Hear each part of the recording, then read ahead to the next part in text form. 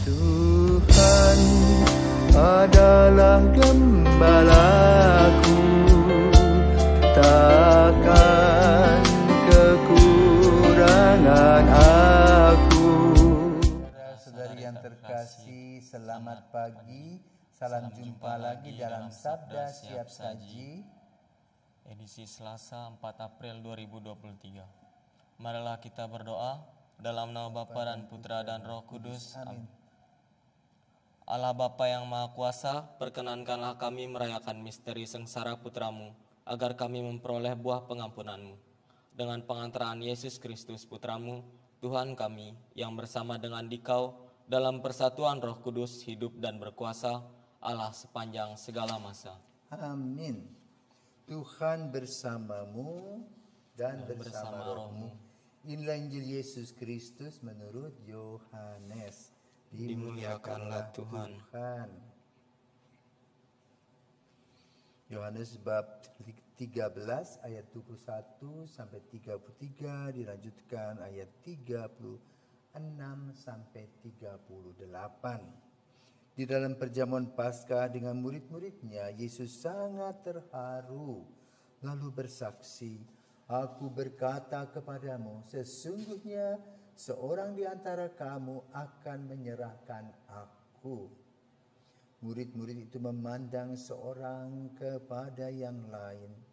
Mereka bertanya-tanya, siapa yang dimaksudkannya? Seorang di antara murid-murid Yesus, yaitu murid yang dikasihnya, bersandar dekat kepadanya di sebelah kanannya.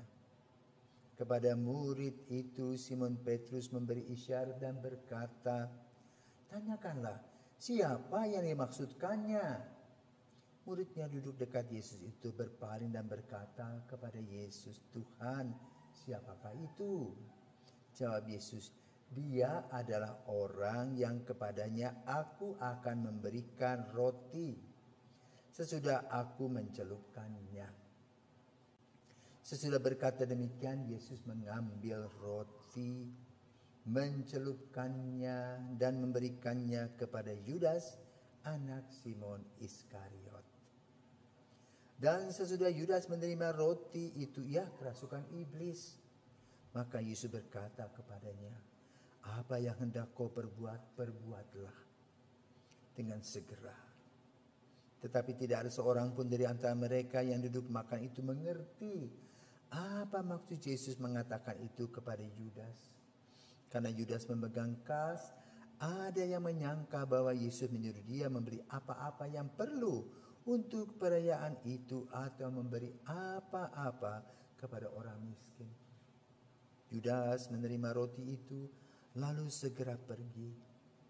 Pada waktu itu hari sudah malam. Sesudah Yudas pergi, berkatalah Yesus, "Sekarang Anak Manusia dipermuliakan dan Allah dipermuliakan di dalam Dia. Jikalau Allah dipermuliakan di dalam Dia, Allah akan mempermuliakan Dia juga di dalam dirinya dan akan mempermuliakan Dia dengan segera.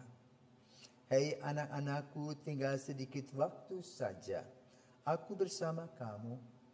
Kamu akan mencari aku, dan seperti telah kukatakan kepada orang-orang Yahudi, ke tempat aku pergi tidak mungkin kamu datang. Demikian pula aku mengatakannya sekarang juga kepadamu." Simon Petrus berkata kepada Yesus, "Tuhan, kemanakah engkau pergi?" Jawab Yesus, "Ke tempat aku pergi, engkau tidak dapat mengikuti aku sekarang, tetapi kelak engkau akan mengikuti aku." Kata Petrus kepadanya, "Tuhan, mengapa aku tidak dapat mengikuti engkau sekarang? Aku akan memberikan nyawaku bagimu."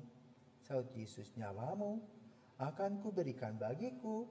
Sesungguhnya aku berkata kepadamu, sebelum ayam berkokok, engkau akan menyangkal aku 3 kali." Demikianlah sabda Tuhan. Terpujilah Kristus. Promo, Yudas kan melakukan sebuah pengkhianatan. Ia menyerahkan Yesus kepada para ahli-ahli Taurat orang-orang Farisi dan pembesar-pembesar agama. Menurut Romo, apakah itu merupakan suatu tindakan yang salah dan kenapa itu salah, Romo, jika itu salah? Jadi begini, itu ada beberapa tafsir. Ya. Sekarang kita bahas dulu pertanyaanmu ya. Yudas selama ini menjadi murid Yesus, dia pergi melihat apa yang Yesus buat. Lalu dikatakan, wih, guruku ini sakti. Nah lalu mereka yang boleh dikatakan para ahli kitab itu mencari kesempatan bagi orang yang memegang duit gampang dibayar. Ya. Nah jadi Yudas itu berpikir beres, tenang aja, Yesusnya sakti. Lalu terjadilah negosiasi. Ya. Lalu apa yang terjadi di Taman Getsemani? Dia menyerahkan Yesus. Dia mencium Yesus, cium, cari muka itu. Ya. Akhirnya Yesus ditangkap, digebukinya. Ternyata Yesus manusia. Loh, gak sakti toh. Maka dia menyesal, sudah menjual. Dan melemparkan uang itu. Dan dia gantung diri. Itu ceritanya tentang Yudas. Nah, dalam pembicaraan kita pada hari ini,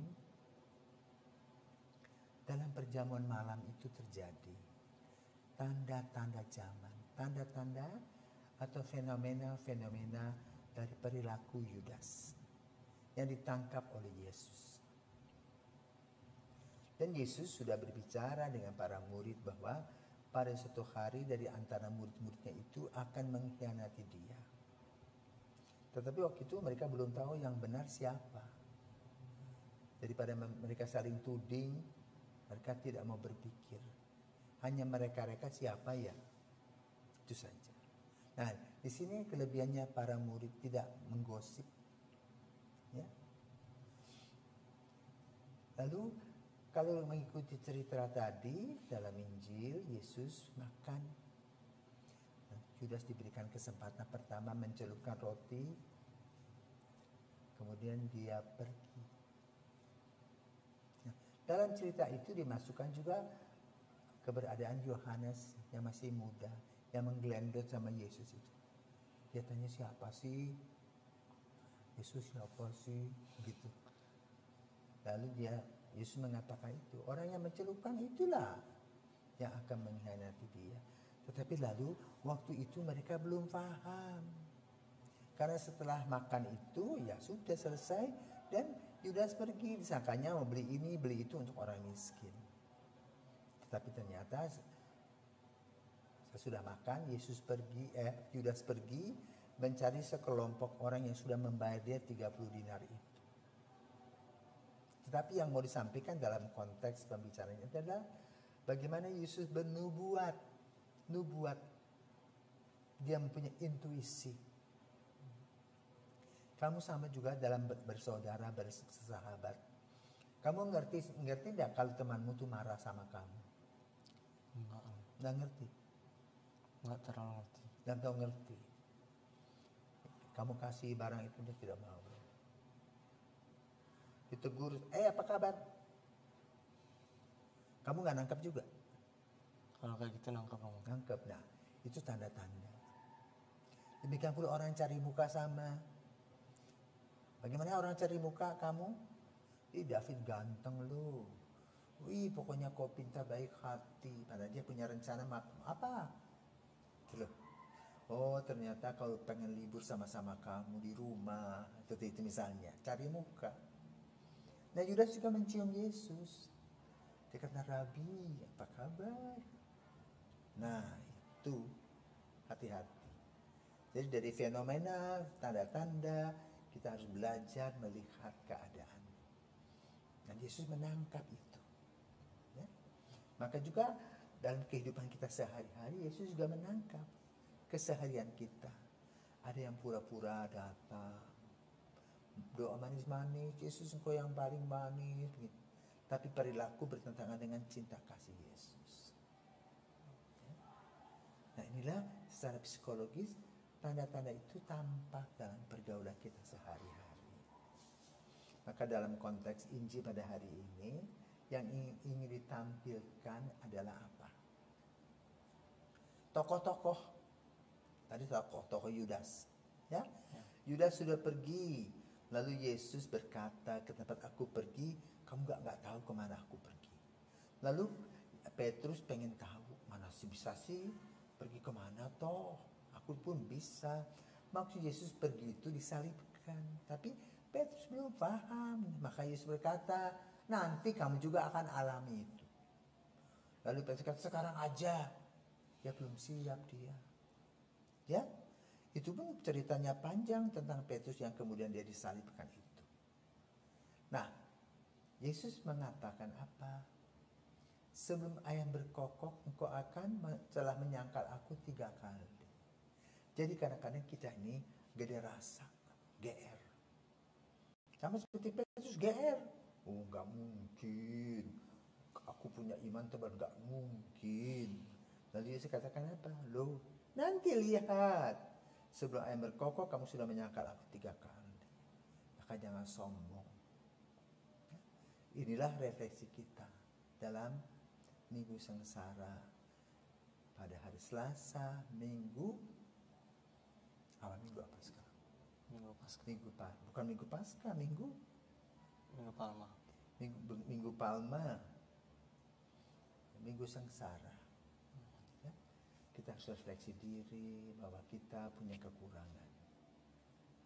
Berdasarkan bacaan-bacaan yang tadi kita dengar itu, kita diajak untuk melihat kesombongan kita, kegeeran kita, ya juga keegoisan kita. Seperti Judas jual Yesus untuk kepentingannya sendiri.